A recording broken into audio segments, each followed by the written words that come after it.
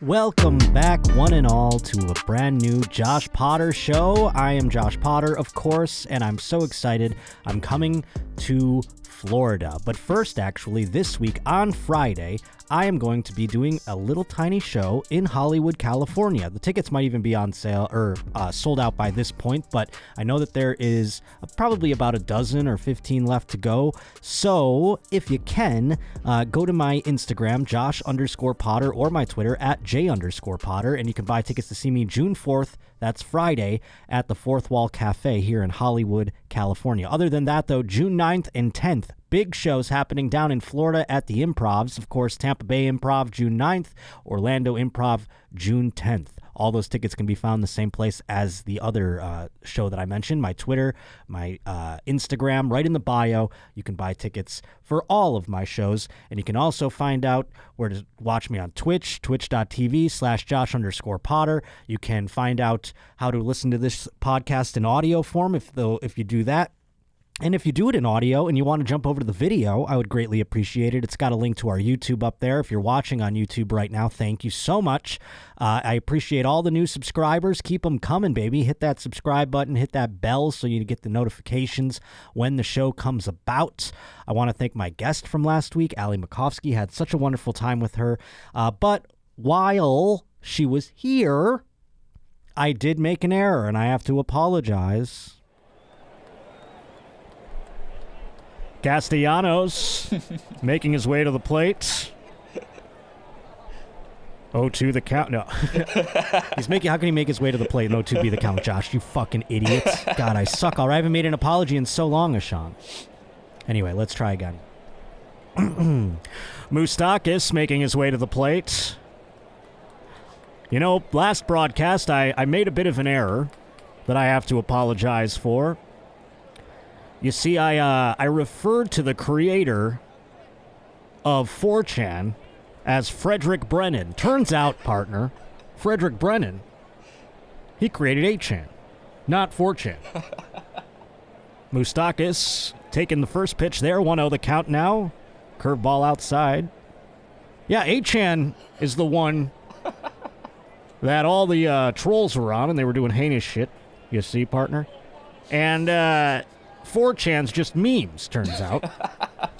And if I could take a look at my notes real quick, turns out that creator, Christopher Poole, or as people colloquially know him as, Moot.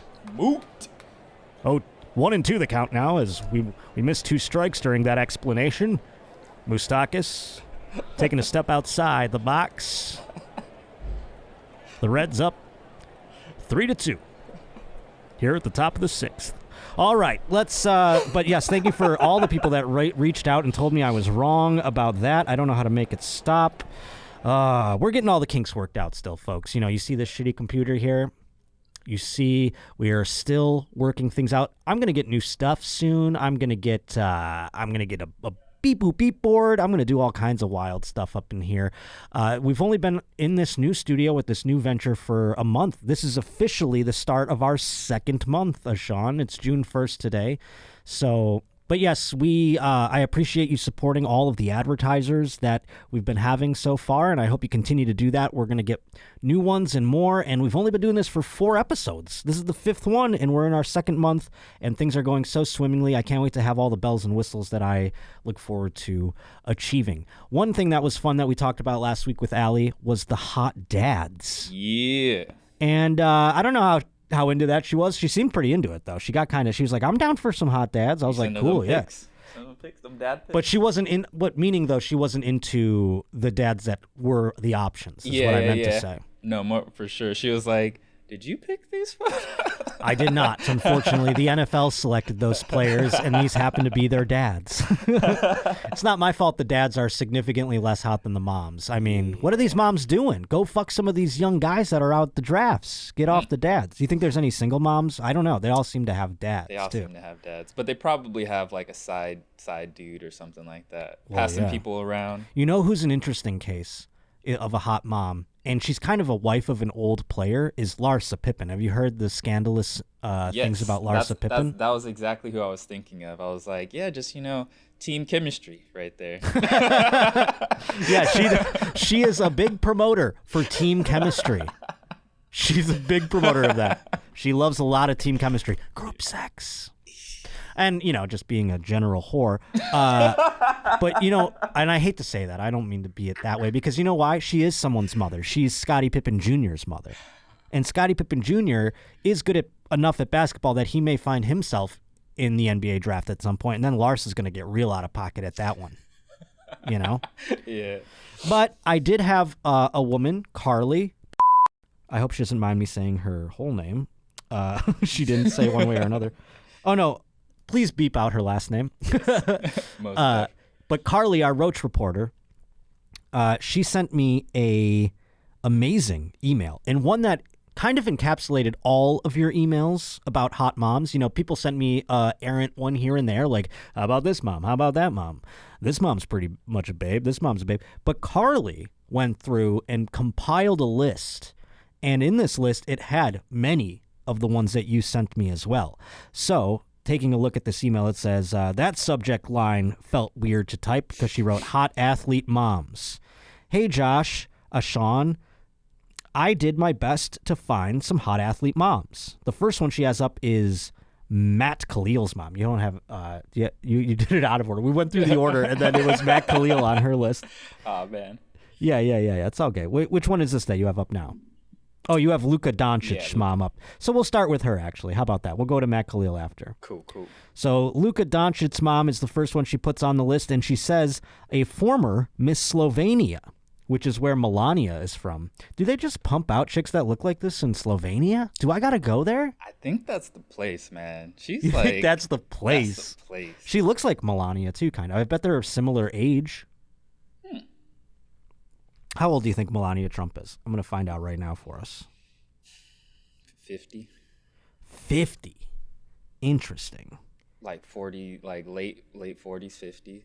I don't even know how to gauge this. I would have said 50-something, too. She's 51, yeah. Good call, dude. Nice. Now, how do you think Luka Doncic's mom, how old do you think she is? I wonder if this is Googleable. I think she's probably close, maybe even younger. She is 5 years younger than the president's wife. Yeah, I thought she looked a little bit younger. She's I think the president's wife looks younger. Or, the former president, Melania Trump, I think she looks younger than her. But also, I feel like she might have done a little more maintenance, let's just say. Yeah.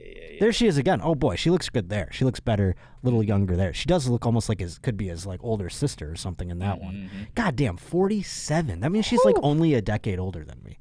That's crazy. That makes me feel old and also go whoa, could I be Luka Doncic's stepdad? Yeah. I mean, what was the mom that started this all? Yelich? Our boy, Mr. Christian Yelich. Yeah, his dad. His dad looks younger than him. His dad might be my age. I mean, let's see if we can see Christian Yelich's dad's age real quick. Yelich's dad. Because that will blow up. He's 39. Yeah. I will fucking kill myself on this stream.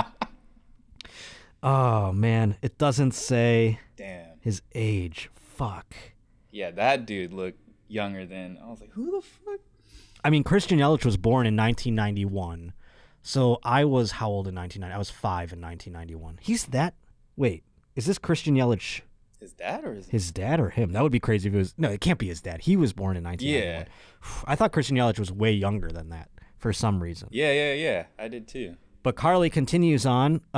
Who's next on your list? I'll go to whoever you have up next. Steph Curry. Steph Curry is up on here. Now, Steph Curry is close to my age. So the fact that his mom is on this list is pretty incredible. And a lot of other people sent me this list this person as well.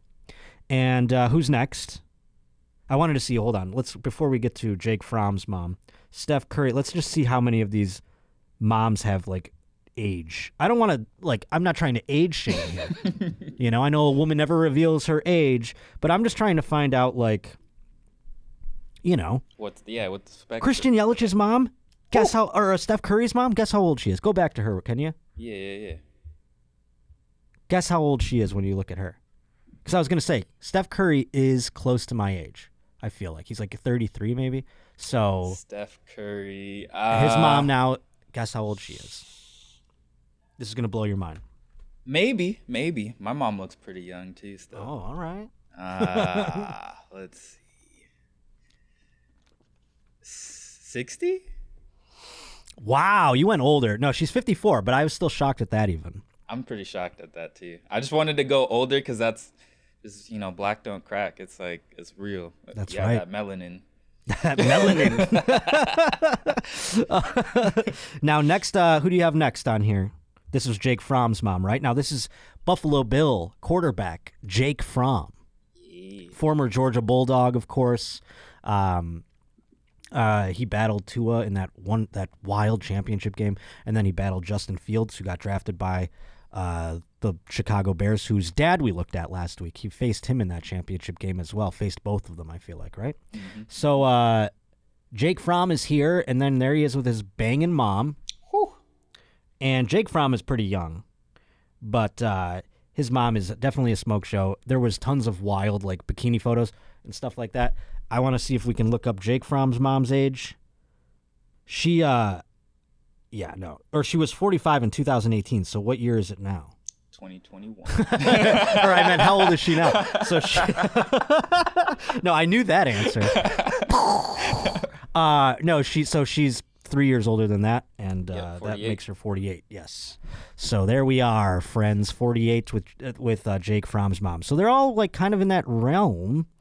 And that's pretty wild to me. Next up, who does Carly have? Matt Khalil's mom. Yeah. This one, she's hot. Don't get me wrong. She's like a beautiful woman. But it's not like a woman where I'm like, whoa, Matt Khalil, your mom is a smoke show. Now, that could be like a rough picture or whatever. You know what I'm saying? It's not like a mom where I'm like, I'm trying to fuck Matt Khalil's mom. You know what I'm saying? Yeah. Oh, wait, hold on. Keep going. I changed my mind a little bit. A little bit. That was kind of all that the pictures had for her for a second. Yeah. Let me get another one for you real quick. All right, word. What's this Google ad in the bottom? Here she is. Let's see what these Google images yield. I'll pick one that I like the best. Keep going. Ooh, what's that one? Next, this right? Up. Ooh, yeah, that one. This one? Yeah, who's that? Is that her dog? Matt Khalil's sister. I don't want to say bad things about. I don't want to say they're not that they're bad. I want to say nice things, and they're a little too nice. Matt Khalil could get pissed at me, and I don't want that. Do you know what I'm saying? Yeah. Look at Matt Khalil. Can you pull up Matt Khalil next to his mom here, and the one where they're wearing like a tuxedo? Right there, yeah.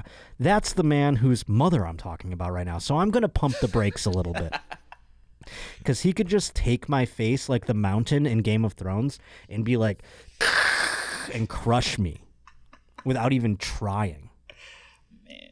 It would be insane if he wanted to kill me. He could do it pretty simply and pretty easily. Who's next? Carly had us, just this list just keeps going. Now, here's one she brought up that I almost disqualified because it's a college player. It's not a pro player yet. He could very well go to the pros, but it said, and last but not least, Alex Garcia's, Oklahoma State baseball's mom, has a wild Instagram. And I said, well, if she has a wild Instagram, she may qualify. She may qualify. Let's take a look at it here. All right, we got That's the picture, yeah. Now, she could very well be my age. I don't know if this is Googleable, but if you know Alex Garcia or Alex Garcia's mom's age, let me know. She could very well be close to my age. All right, now we're about to get to the scandalous. Oh, here we go, the scandalous. And what's scandalous? She's wearing a bikini? Who cares? She looks unreal. Oh, she's doing like, I'm eating a long donut that's shaped like a penis. Yup.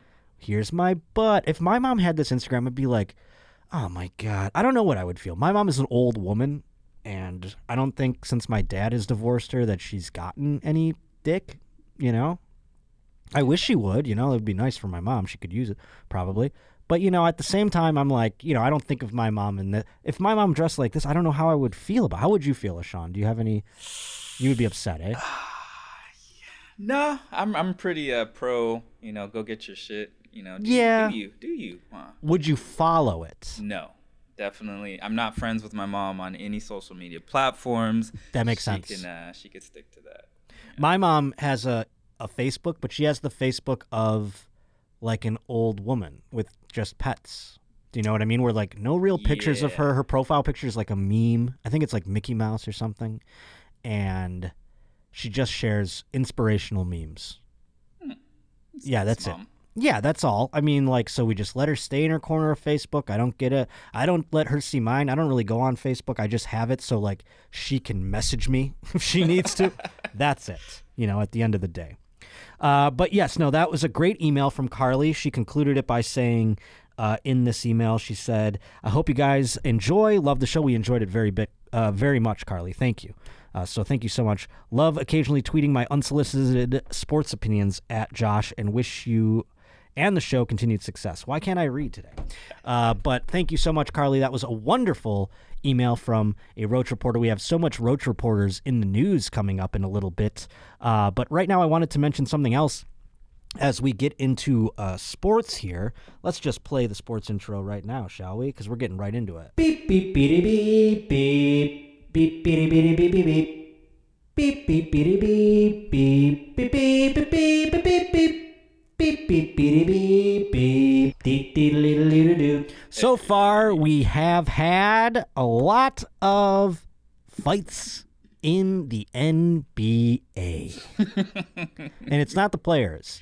It's the people in the crowd. Just crowd incidents, you see, because nature is healing. We're getting back to capacity stadiums, Ashawn, all around the country, except right here in LA right now, it seems. I know that the Dodgers in a couple of weeks are going to be full. The Angels are going to be full. Yeah.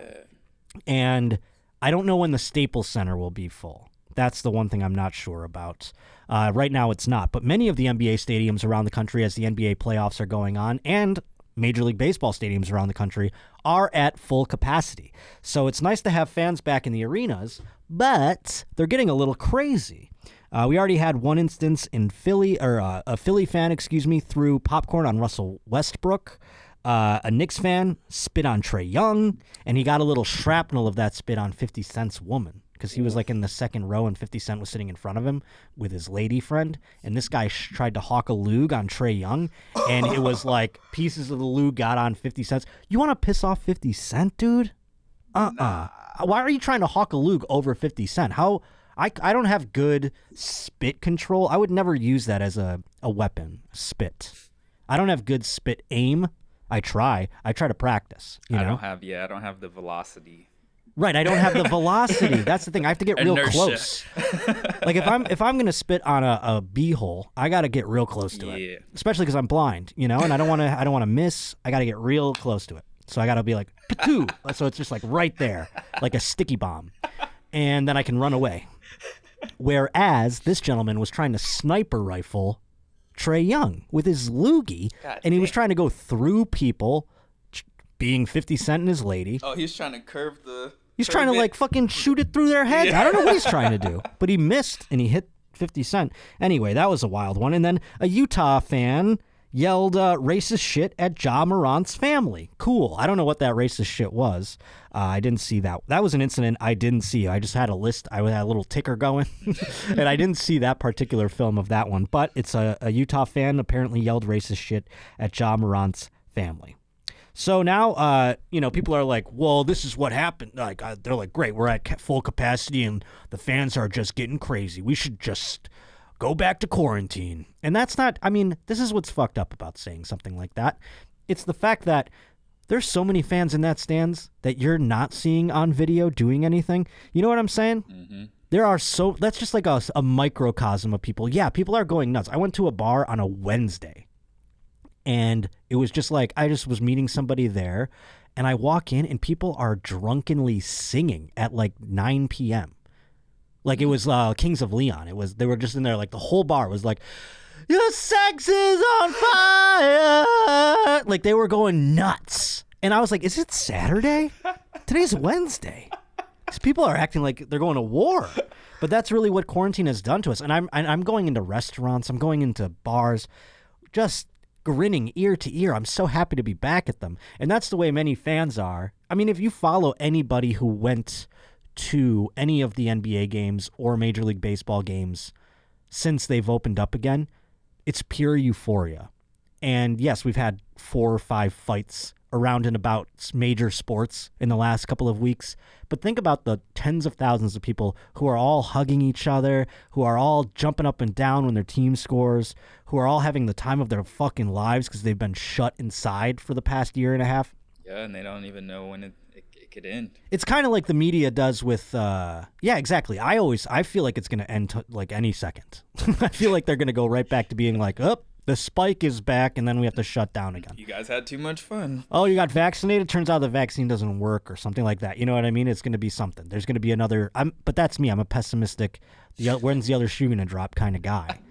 But everyone else out there is euphoric, and it's making me feel euphoric as well. And that's the media's fault, by the way, for highlighting these poor incidents. It's like anything else, you find out, because they like to prey upon fear and scandal. They like to do all those types of things, they say. Well, this is the same thing, only in a sports aspect. They're like, oh, the fans are crazy out there. Do you see this? Not really. Just a couple of people. People are getting back. Assholes are also getting let out again for the first time in a year and a half. So you have to expect there's going to be a couple here and there. But speaking of assholes, I don't know who's the asshole on this side of this little feud here, but the Brooks Koepka versus Bryson DeChambeau thing is really getting interesting. And I didn't even realize, I knew that there are people that don't like Bryson DeChambeau, and I thought it was just because he was kind of a dork. And I don't really even understand why they don't like him. Maybe someone can educate me on that. We're going to have Kevin Clancy on this show in a couple of shows. I'm not sure how many shows away from now, but maybe he can better educate me as to why Brooks and Bryson dislike each other. But here's the meme right here of PGA TV or whatever it was. Let's just read the article. The dust began to settle on perhaps the most chaotic PGA championship in recent memory. Brooks Koepka decided to unknowingly throw more gasoline-doused logs onto the fire, one that has set Twitter aflame.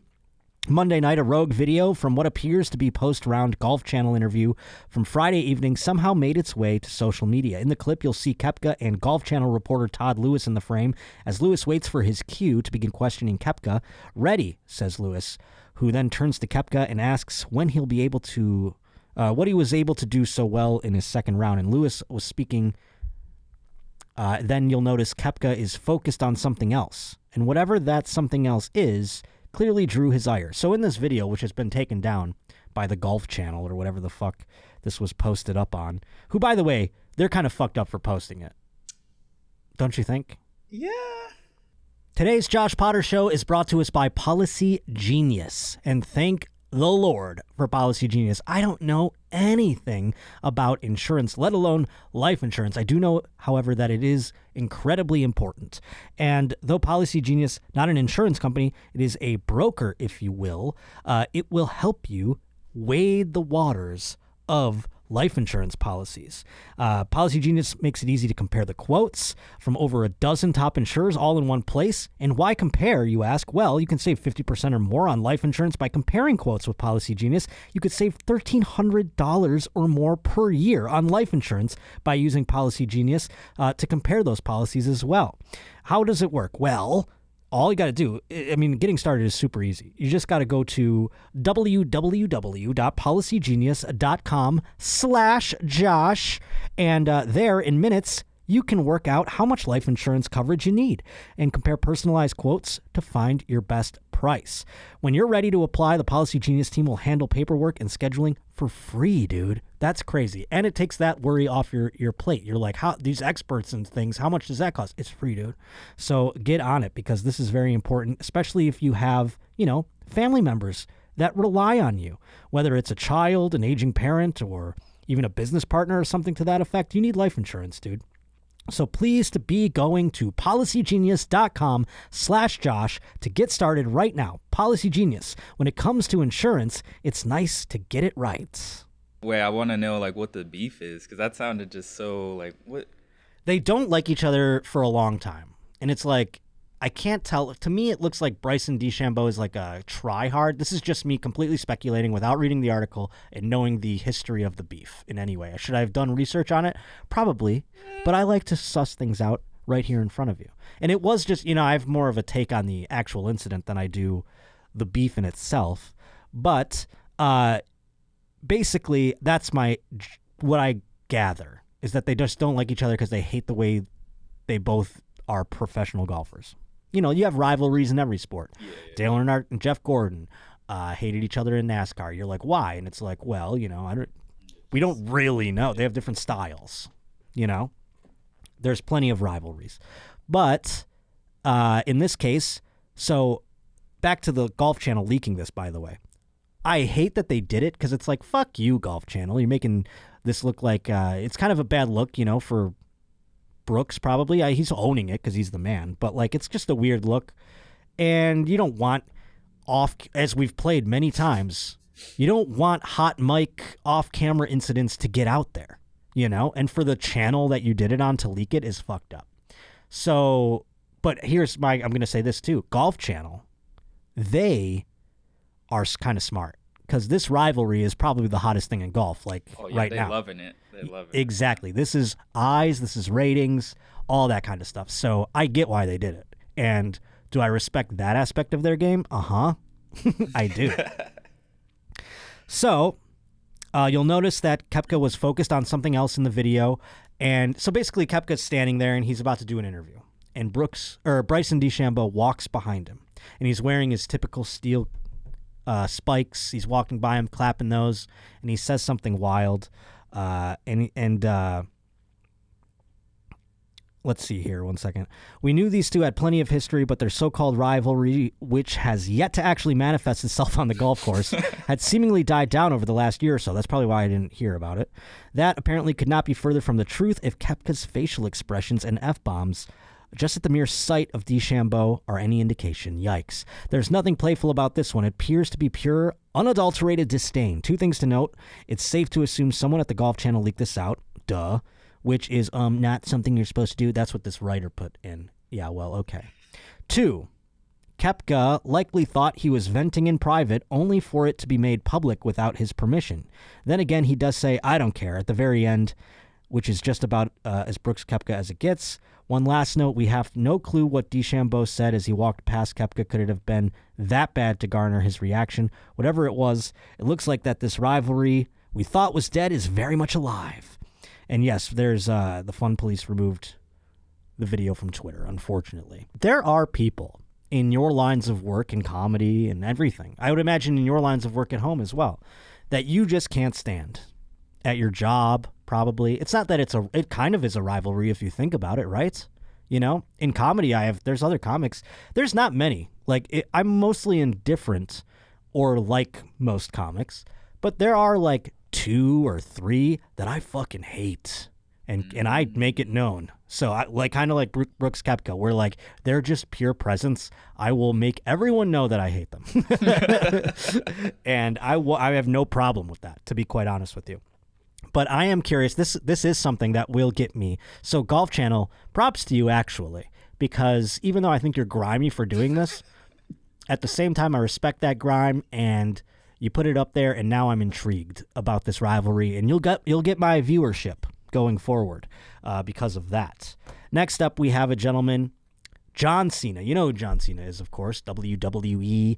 He's trying to be the next Rock in that he converts his WWE superstardom into movie star fame and fortune.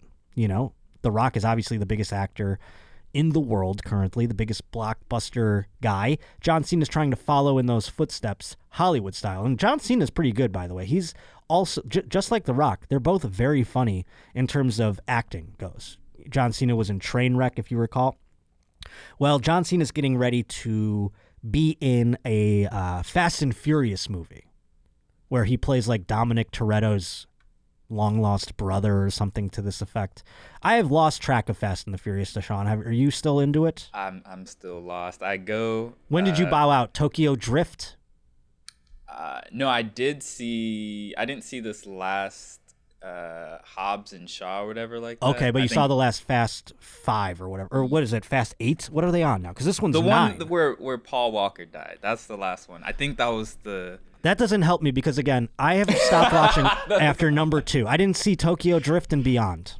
So I'm lost at number 2. Paul Walker was still alive. Then he died in real life. Yeah. And then they had him in, like, what, 3 more movies or something after that? Because he didn't die until later. CG'd his brother in as a copy. I was like, yo, what? They did, like, face swap on a guy. So, I don't know. They're on 9. That's 5. I think that's 5. Jesus. 5 or 6 or something like that. But yeah, after he died, I was like, oh, okay, well. Well, now they're on 9. And they had to kind of delay this release because of the Hobbs and Shaw, the coronavirus, everything else. So, John Cena's out there now promoting F9. And during an interview with Taiwanese broadcaster TVBS, Cena reportedly said, Taiwan is the first country that I can watch Fast and the Furious 9 while promoting his upcoming action movie.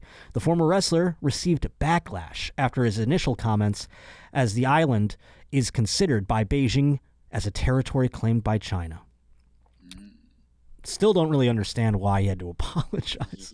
Yeah. But hey, I'm not one to speak out China. I think he should have apologized. I say sorry to China daily in my brain. And I will be loyal to China when they eventually take us over, because that is definitely going to happen at some point, probably in my lifetime. Cena later posted a video in Mandarin. Cena can speak Mandarin, which is crazy. He knows what's up. See, he's smart too. He knows that China will be our overlords at some point, and he knows he still wants to be a movie star when China's running shit. So he learned Mandarin. He studied the language and regularly posts on a platform called Weibo, a Chinese social network. He knows what's up, though. There are, how many people in China? 1 billion something? Yeah. I mean, I'm going to look up the exact population to be sure, because I wouldn't want to have to issue my own apologies to China. Apparently, Taiwan, by the way, not its own country. That's the whole thing he had to apologize for. It's a part of China. It's like 1 billion. Ooh, 1.4 something billion, yeah. Which is insane. And way more than we have here, if you don't know. And therefore, I am just, hey, China, I'm doing I got to learn Mandarin too. You know what I'm saying? Wo hai chu chang. That's the first thing I learned. I am loyal. I am loyal to you, China. So Cena said in this platform where he spoke Mandarin, which is mind-blowing to me, I made a mistake. Now I have to say one thing which is very, very important. I love and respect China and the Chinese people. I'm very sorry for my mistake. Sorry. I'm really sorry. Not that great at the Mandarin, I guess. You have to understand I love and respect China and Chinese people. So he just basically repeated himself. I don't know why it's disrespectful. It just comes off like he's an idiot. Like, why is it disrespectful to not know the difference? Like, if a person made a mistake, I guess that's the difference between us and China, really, at the end of the day. When you really break it down, that's the one true difference. It's not all the... It's the fact that if you make a mistake in China, it's an offense to them. It's not an offense on you. Like, you know what I mean? I would just be like, you're a fucking idiot. If a guy came over here and he was like, the country of Wisconsin, I'd be like, that guy's fucking dumb, huh? That Chinese guy's dumb, who didn't know that Wisconsin's a state. I wouldn't be upset with him about it. I'd be like, well, he mixed up his words or whatever. Cena's comments bring up the divisiveness of Hollywood and China. Many celebrities and industry figures are oftentimes seen as making comments that are seen as political, while Hollywood studios have been criticized for their relationship with China and allegedly making content to not offend the country. There's 1.5 billion people there. There's more eyes there. 1.5 billion. We have, like, I think 350 million people. Yeah. That's... Yeah. A frat. Oh. Fuck, I want to learn Mandarin and just go do comedy there. And I'll do all the bullshit comedy that they make me do. I can't talk about the things I talk about here. I'll tell you that. I'll do whatever they say. If it's for 1.5 billion people. No, that would actually be a nightmare, to be honest with you, to go try and to be an artist over there. And they say, like, Hollywood is, like, because they know, putting asses in the seats, getting those box office sales in China are a big deal. That's a lot of money. And the NBA knows this too. And it is a thing that is kind of weird seeing corporations be like, hey, let's do this China shit. And you're like, that's kind of fucked up. You know what they're doing over there? But hey, as I said, I know that they're going to take over one day, so I don't want to speak ill of them. And hey, if you're watching this from China, wo hai chu chang.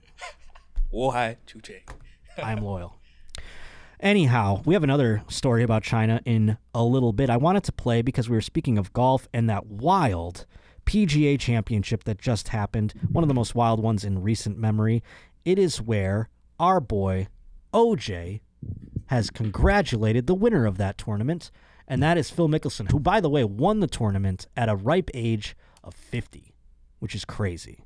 And I'm starting to think it's not that crazy, but it's just insane that the guy's played golf in 4 decades. I mean, that's nuts. Professionally, by the way. But here's OJ. Let's see what OJ has to say, because he always has to make it about himself at the end of the day.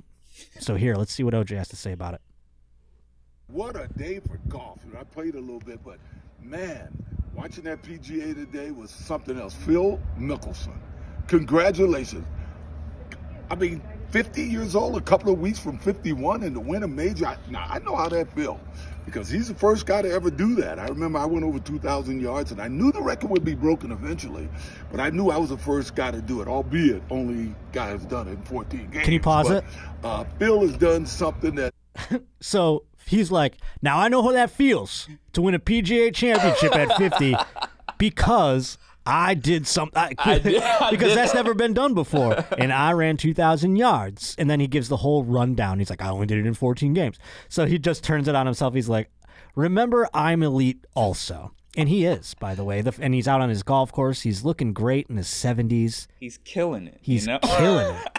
Slashing.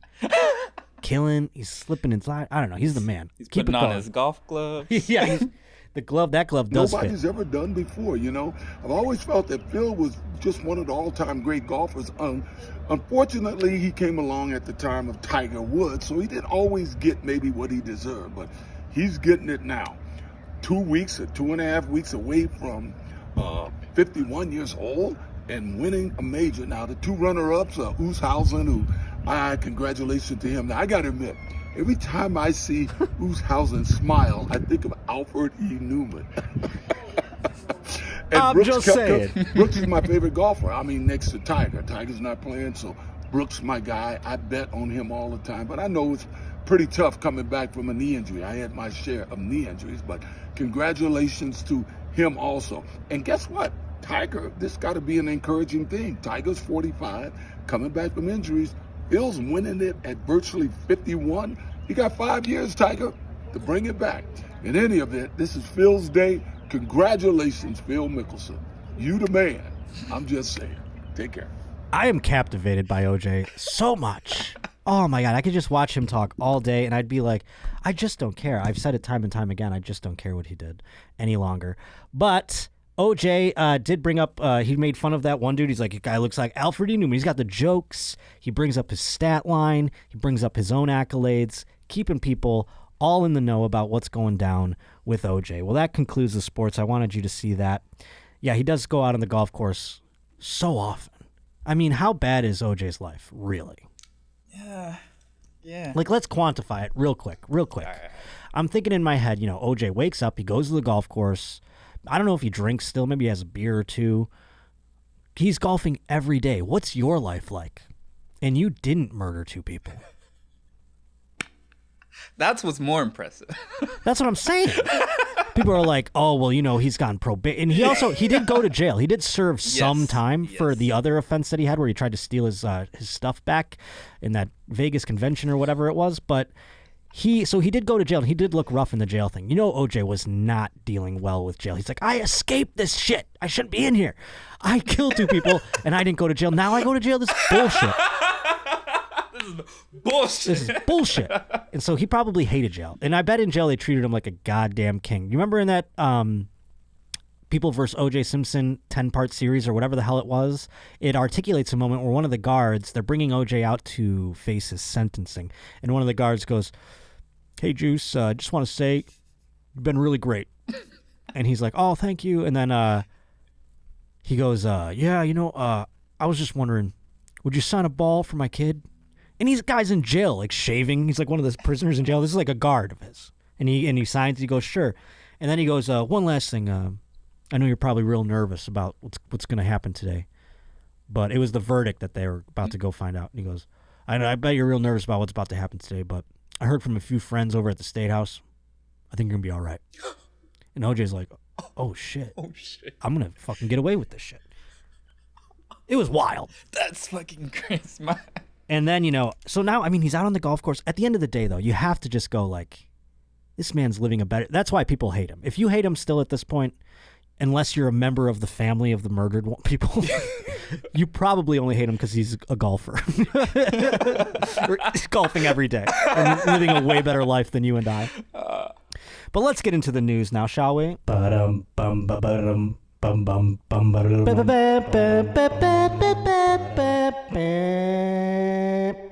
And the first news story also comes out of, well, it involves China in a certain way. No, it comes out of China, actually. And this is from Blaine S. Gonzalez, a Roach reporter out there. The headline reads, "Murderer kidnapped Chinese man to sell his body for cremation so another family member could have a traditional burial." Now, this is what's going on in China, the place where Hollywood and the NBA want to cozy up to, you know, because they have all those people. Hey, I said I'm going to as well, once they take over our country, of course. But in China, apparently, there have so many people, as we've articulated already, that they're having a difficult time fulfilling all of the requests for burials, for deaths, meaning like they're running out of plots. They just don't have enough land to bury all the bodies. Right.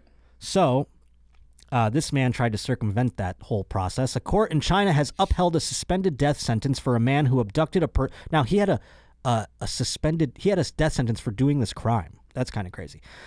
They upheld a suspended death sentence for a man who abducted a person with Down syndrome so his body could be sold and substituted for another body due to be cremated to circumvent a government ban on burials. The convicted man, identified by his surname Huang, was hired by a wealthy family in 2017 in Lufeng, Guangdong province, who did not want to cremate a deceased relative.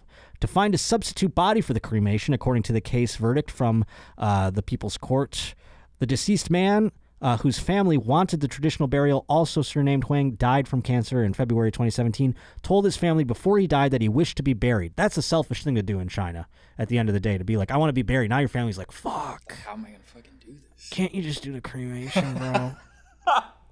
You're really fucking killing me here. Then they have to resort to things like kidnapping Down syndrome people. The victim, a man called Lin Sharoen, who was then 36 and had Down syndrome, was picking rubbish along the road on March 1st, 2017, near his home in Lufeng, Huang, when Huang abducted him and made him drink a large volume of liquor. He then placed the unconscious man into a coffin prepared in advance and sealed it with 4 steel nails. The coffin was carried to a crossroad and swapped with the other coffin 2 days later when the family was due to send it to the funeral home. That's weird that they're just all holding on to the dead bodies. China's nuts, dude. And by the way, this is what they do to people with Down syndrome in China, is they make them clean up rubbish on the side of the road. That's like what they spend their days doing, I believe. And I didn't even know they had people with Down syndrome in China. I thought they just were like, we already have so many, we're just going to get rid of the Down syndrome people. That's what they do in some countries. Yeah. So that's why I'm surprised China allows them to be born. Because in some countries, they're not even allowed. Like, I'm talking, you know, the countries like... Yeah, that only have like 1 or 2 kids. No. I'm talking about like countries like that, you know, Bernie Sanders would brag about. And you know what I'm saying? Like the most, like the ones that like the most liberal people point to as like utopias. Mm-hmm. Those are the countries where they don't even allow you to give birth to a Down syndrome person because they think it's like a poor quality of life for them and stuff like that. It's very insane and wild that happens in 2021 and everyone's like, those are the countries we should strive to be like. And you're like, okay, it's kind of, let's not talk about all the things that they do as wonderful. Lin was listed as a missing person by the local police for 2 years before his family discovered he had been murdered. And they used surveillance footage to solve the crime. There's no murdering people anymore, folks. I don't know how people are still doing it or why you're even trying. There's just no murdering people anymore. There's cameras everywhere. You can't even get away with it. Plus, you have a camera in your pocket and a GPS device. They'll figure it all out. We're really making the cops' jobs easy. If they can't figure it out at this point, they're shitty cops. You know? That's the way I feel.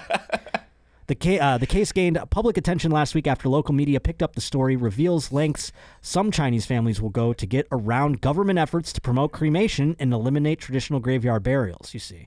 Local authorities in China have been pushing for cremation to save land for other uses, and because it is seen as more environmentally friendly, which is true, especially when you have 1 billion people. But traditional grave burial remains popular amid traditional beliefs. This is the only way the dead will be at peace. The most recent figures available for deaths from 2019 show only about 52% of those who died, or over 5 million corpses, were cremated that year. This man was given a suspended death sentence by a court in September 2020. He appealed, but this was dismissed this past December. And according to the province's regulation on cremation, funeral homes should appoint specific staff to register corpses and double-check their identities before the cremation. However, mix-ups with dead bodies are not uncommon at funeral homes in China. Whoa! Yes, I Shocker. read that. And what are they saying? Is that a racist statement made here? They're like, hey, they all, even Chinese people are like, we all look the same. What are they saying, huh? I'm going after this article. Cancel this person right now. A woman in the Henan province was shocked to find out that the body of her father, who died in his 50s, was mistaken and cremated as another man in his 70s in September. That's wild. Plus, I mean, well, you got to think, there's a deluge of bodies probably every day at these things, you know?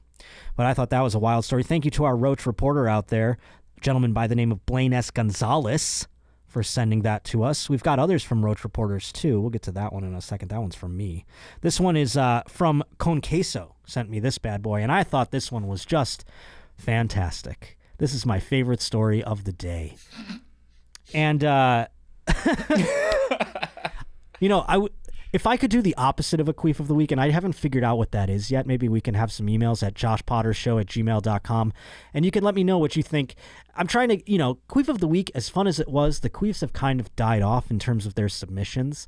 And if you haven't heard your queef and you've sent it in, resend it to the new email, joshpottershow@gmail.com. That way I can get them going. But I want to do a night like a good boy or something like that, good boy of the week or something along those lines. This man, he's a good boy at the end of the day. I'll get to the story here real quick and read the headline. This is from Con Queso. Man who choked woman with dick cleared of murder.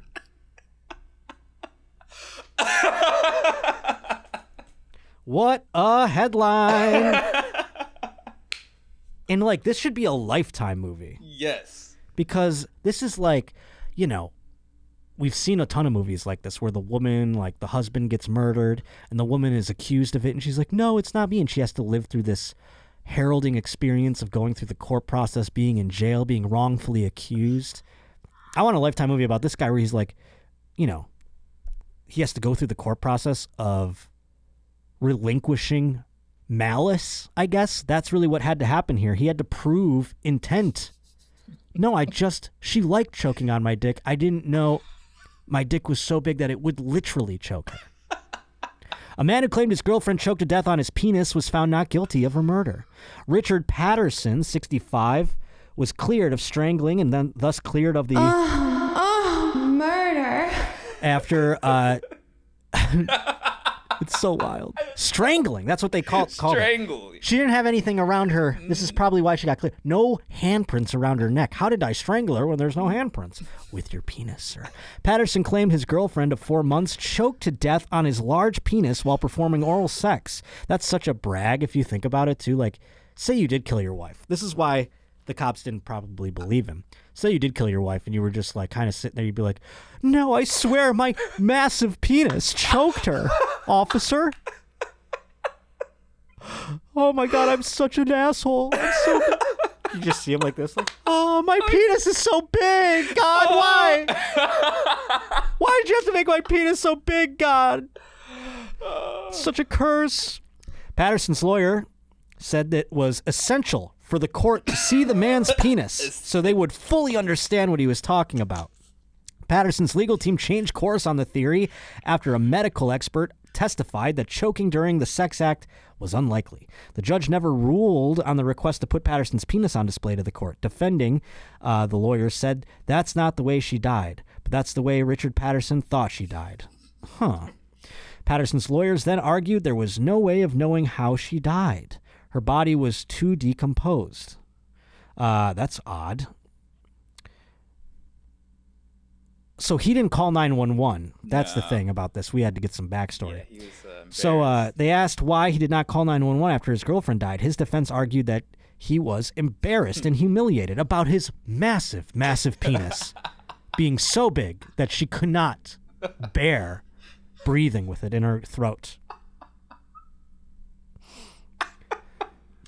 I'd be so embarrassed. I would tell everybody. I would text everybody. I'd be like, my dick just killed a girl. Yeah.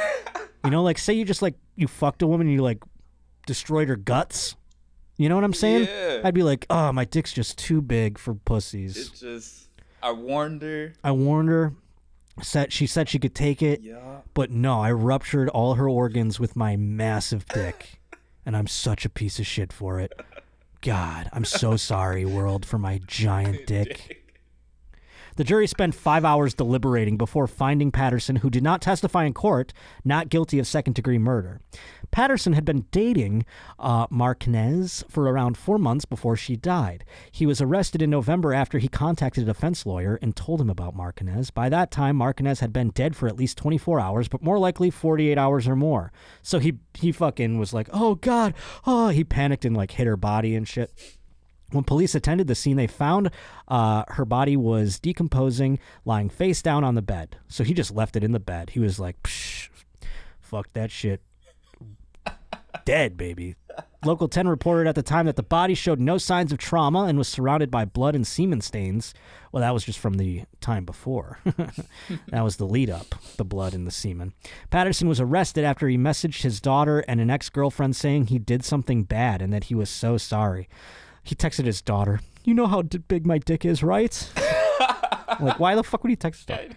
He said he choked Francesca,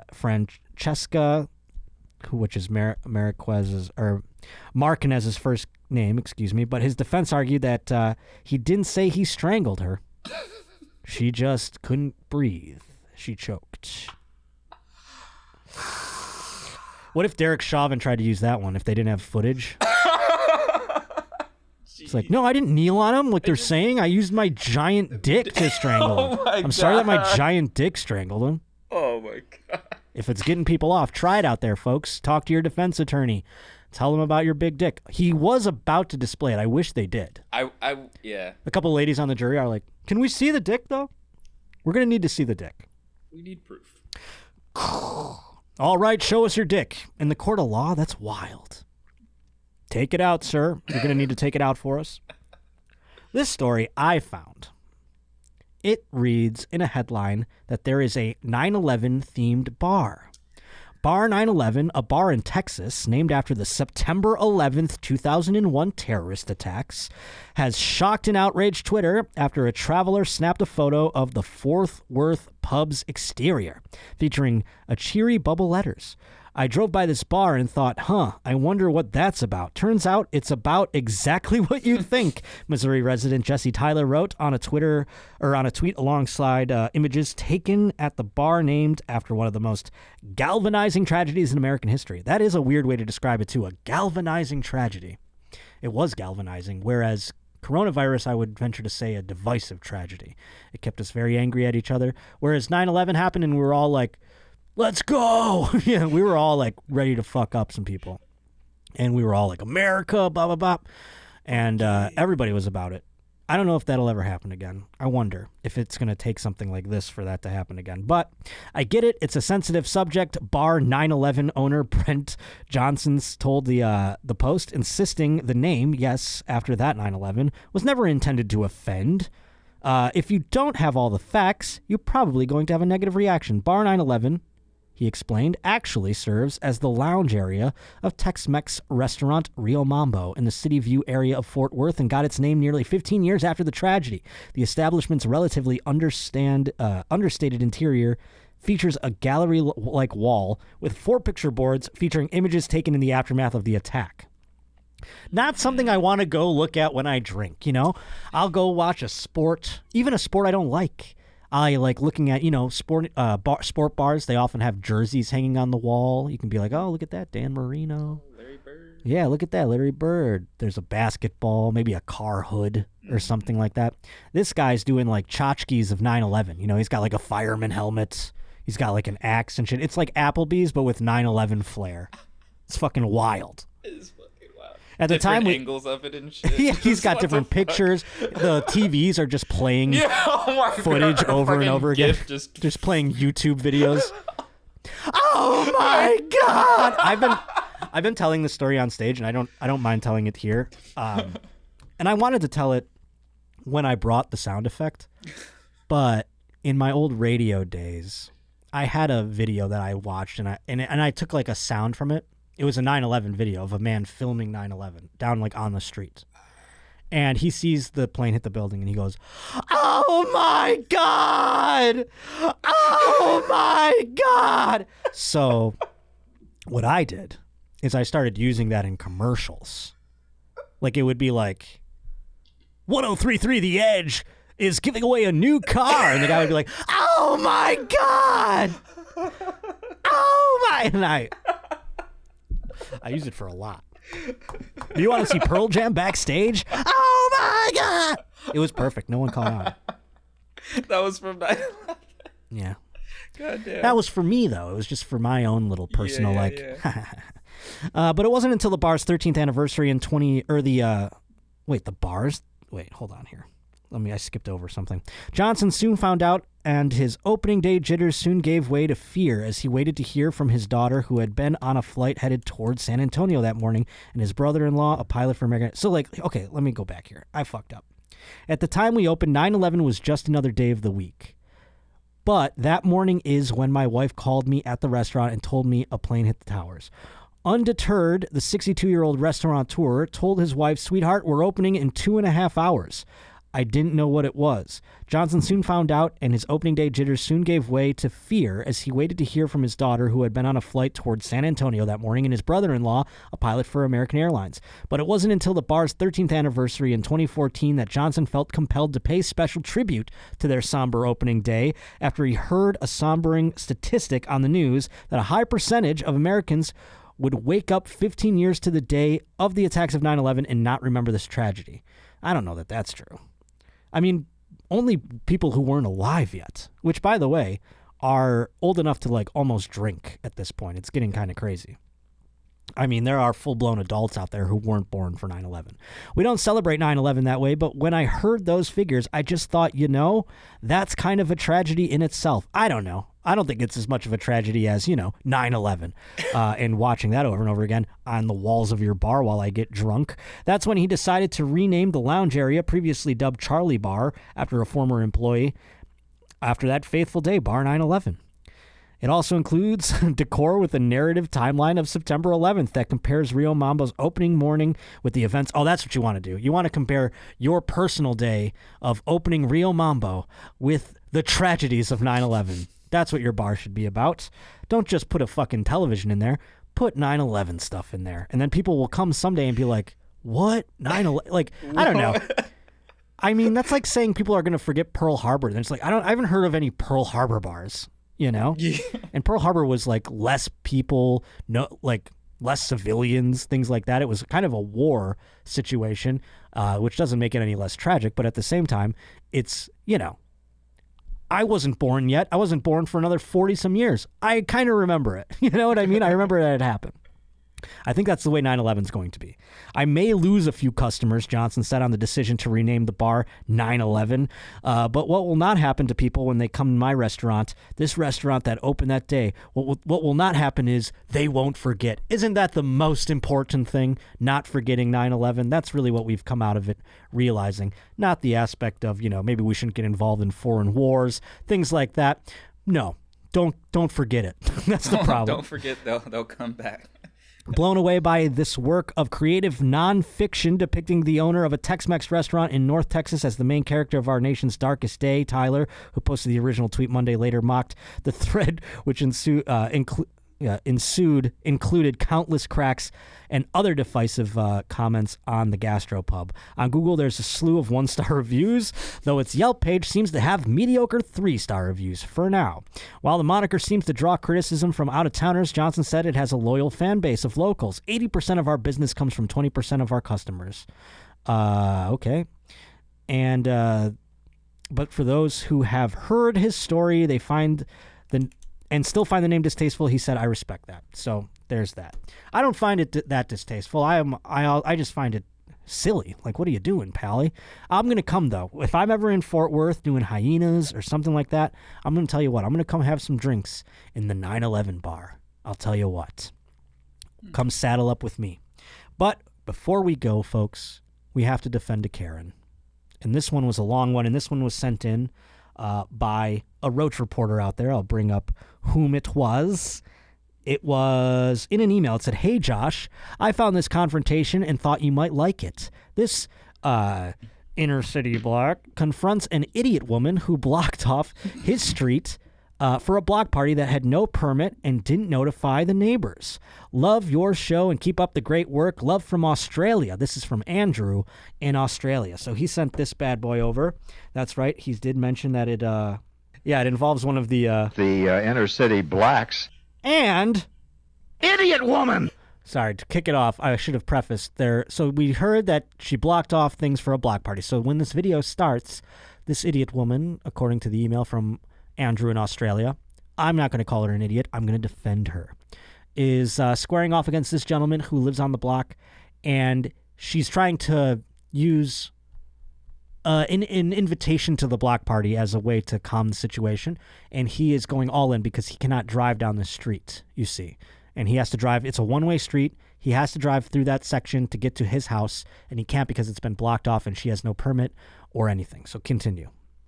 What I want is I want to be considered. Where are you from? How long you been here?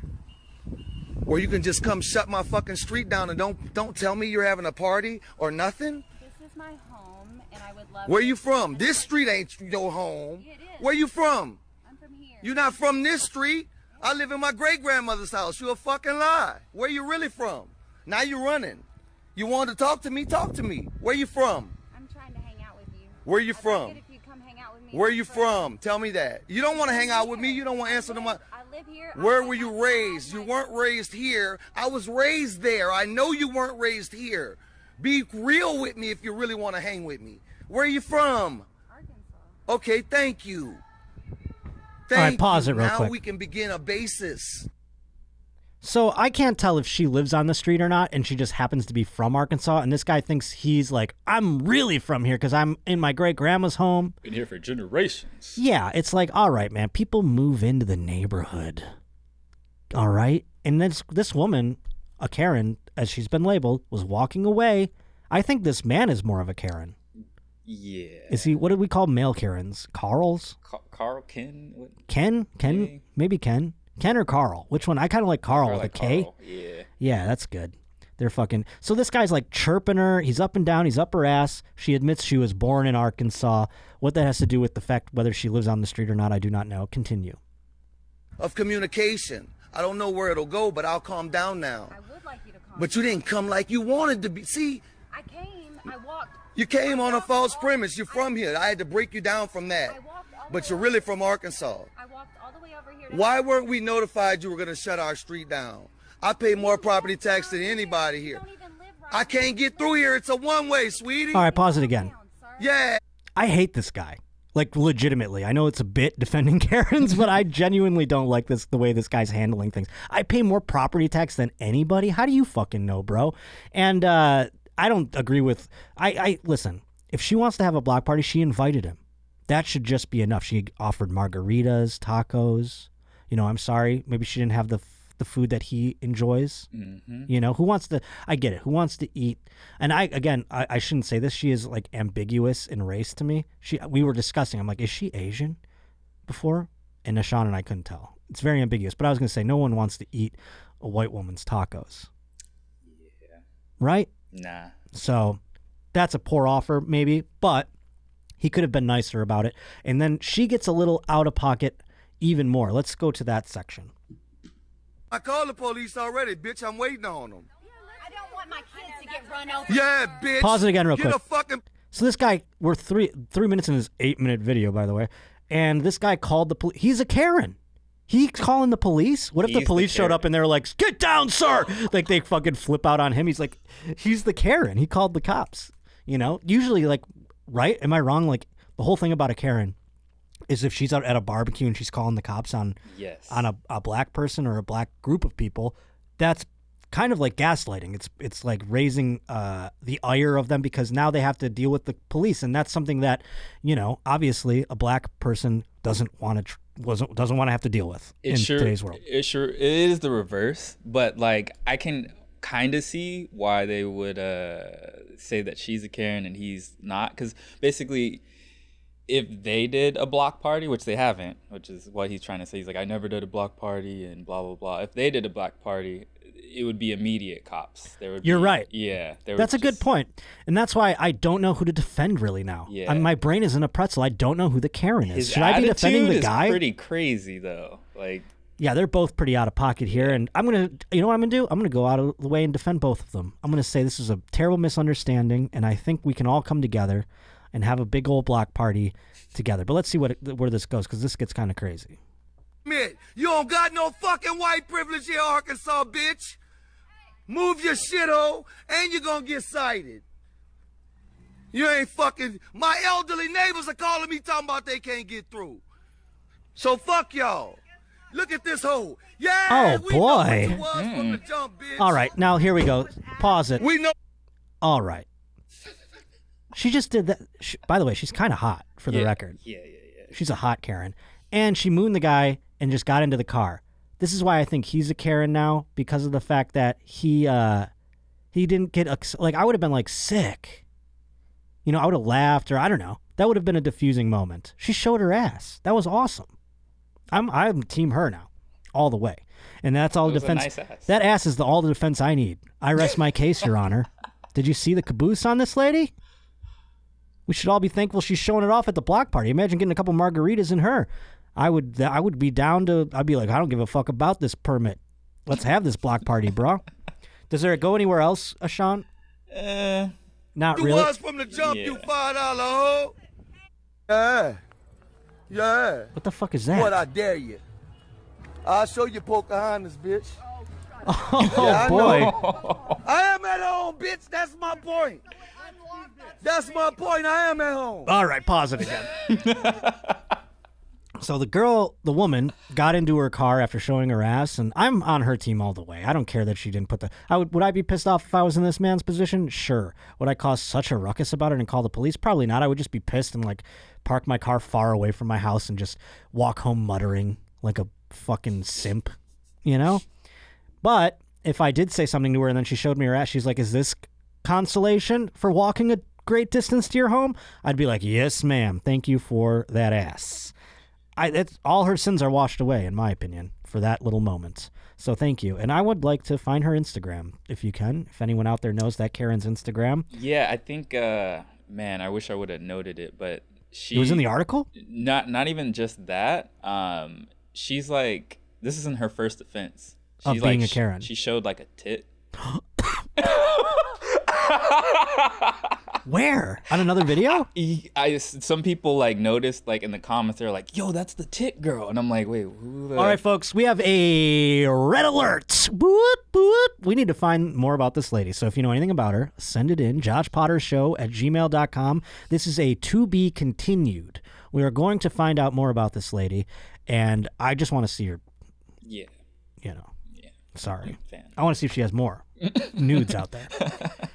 That she's showing voluntarily, by the way, if you're feeling like that's a bad thing to say. But nevertheless, I appreciate you all joining us for another edition of the Josh Potter Show. JoshPotterShow@gmail.com is where you can send me your articles, your remixes, your instrumentals, your queefs. Hopefully we'll get more queefs. We've been lacking out. People are so sad about the queefs not being here, and I'd like to get some more involved. So if you have them, if your lady is wants you to record one for me, then do it. You know, maybe you should record with their permission, by the way. Get one from your mother, your sister, your wife. I don't give a shit. So do send those along. Again, joshpottershow@gmail.com is where you can email anything you'd like, anything your heart desires. That is the new email. And remember, my Twitter, my Instagram, @J_Potter is my Twitter, @Josh_Potter is my Instagram. It's where you can go buy tickets in my bio. The links are there. And I have shows coming up June 9th, Tampa Bay, Florida. It's going to be unreal. My buddy Matt Bergman's coming with me to that show and to the next day's show, June 10th at the Orlando Improv. So I hope you join me for those 2 shows. And this week, Friday, June 4th, I'm going to be doing a very small show in Hollywood at the Fourth Wall Cafe. Sarah Weinshank's opening for me. So come to that. There might be like about a dozen tickets left. So please to be buying those up, and we'll see you on Friday. If not, we will see you next Tuesday on The Josh Potter Show.